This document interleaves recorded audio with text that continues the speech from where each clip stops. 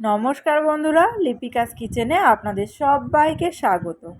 আজকে আমি নিয়ে চলে এসেছি ফলি মাছের একটা রেসিপি। আর আমার এই ভিডিওটা যদি আপনারা ফেসবুক থেকে দেখেন তাহলে আমার পেজটিকে ফলো দিয়ে, এবং যদি আপনারা আমার ভিডিওটা ইউটিউব থেকে দেখেন তাহলে আমার চ্যানেলটিকে সাবস্ক্রাইব করে আমার পাশে থাকার অনুরোধ রইল। তাহলে চলুন শুরু করা যাক রেসিপিটা। এখানে আমি ফলি মাছটাকে কেটে ভালোভাবে পরিষ্কার করে ধুয়ে নিয়েছি। এখানে আমি 5 পিস মাছ নিয়েছি এবং মাছগুলিকে ম্যারিনেট করার জন্য দিয়ে দিলাম সামান্য নুন আর একটু হলুদ।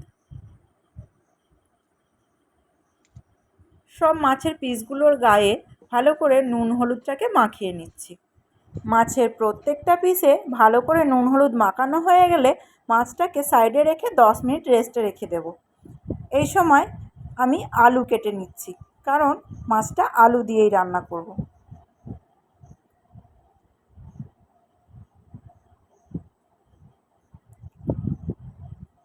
আলুর খোসা ছাড়ানো হয়ে গেলে লম্বা লম্বা করে পিস করে কেটে নেব।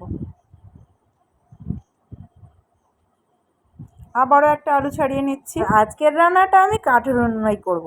কাঠের উনুনটা জ্বেলে দিয়েছি, কড়া বসিয়ে দিয়েছি, আর কড়া গরম হয়ে গেলে দিয়ে দিলাম বেশ খানিকটা সর্ষের তেল।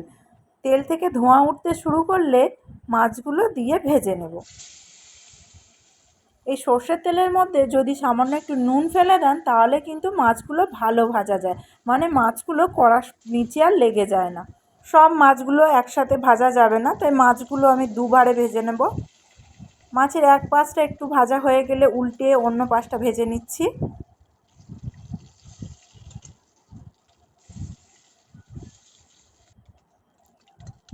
ভাজা হয়ে গেছে মাছগুলো, এবার একটা পাত্রে তুলে নিচ্ছি। আবারও বাকি মাছের পিসগুলো ভেজে নেব।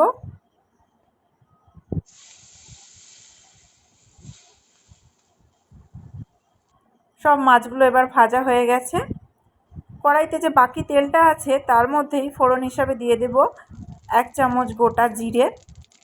তেলটা যেহেতু খুব গরমই ছিল তাই দেওয়ার সঙ্গে সঙ্গে ধোঁয়া উঠতে আরম্ভ করেছে এবং সুন্দর গন্ধও বেরিয়ে গিয়েছিল, তাই আলুগুলো দিয়ে দিলাম। আলুগুলো খুব ভালোভাবে তেলের সঙ্গে ভেজে নেব।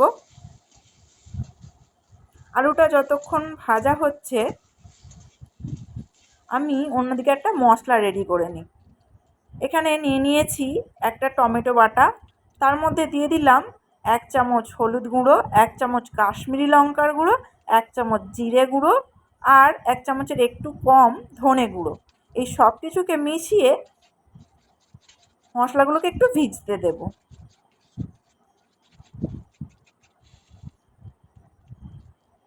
অন্য পাশে আলুগুলো বেশ ভালো মতোই ভাজা হয়ে গেছে। এর মধ্যে দিয়ে দিলাম স্বাদ মতো নুন, আর দিয়ে দিচ্ছি 1 চামচ আদা রসুন বাটা। আদা রসুনের কাঁচা গন্ধটা যতক্ষণ না চলে যাচ্ছে ততক্ষণ কষতে থাকবো। আর একবার আদা রসুনের কাঁচা গন্ধটা চলে গেলে ভিজিয়ে রাখা মশলাটা দিয়ে দিচ্ছি।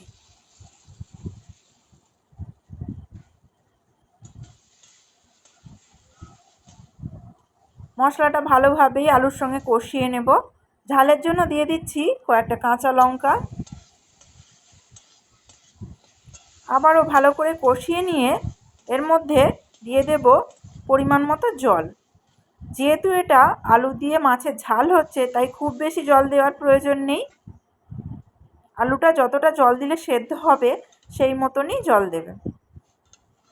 ব্যাস, সব কিছুকে খুব ভালোভাবে মিশিয়ে নিয়ে ঢাকনা দিয়ে রান্না করে নেব 15 মিনিটের মতো।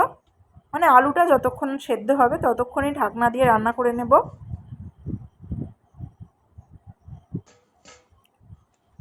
ফিরে এলাম আবারও 10 মিনিট পরে।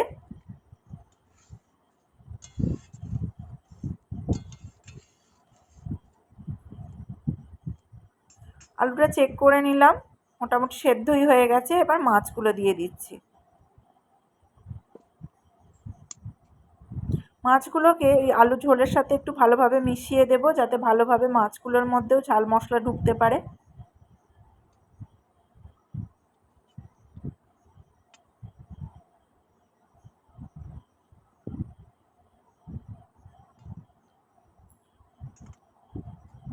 আবারও ঢাকনা দিয়ে 5 মিনিট রান্না করে নেব।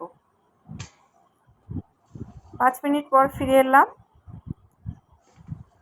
দেখুন সব কিছুই খুব ভালোভাবে সেদ্ধ হয়ে গেছে, মাছগুলোও মশলার সঙ্গে ভালোভাবেই মিশে গেছে। আর একটু গ্রেভি থাকাই ভালো, মানে খুব শুকনো শুকনো না করে একটু গ্রেভি থেকেই নামিয়ে নিলাম।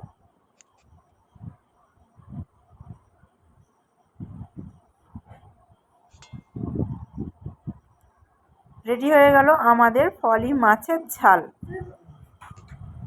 তো বন্ধুরা, কেমন লাগলো আজকে এই ফলি মাছের রেসিপিটা কমেন্টে কিন্তু জানাতে ভুলবেন না।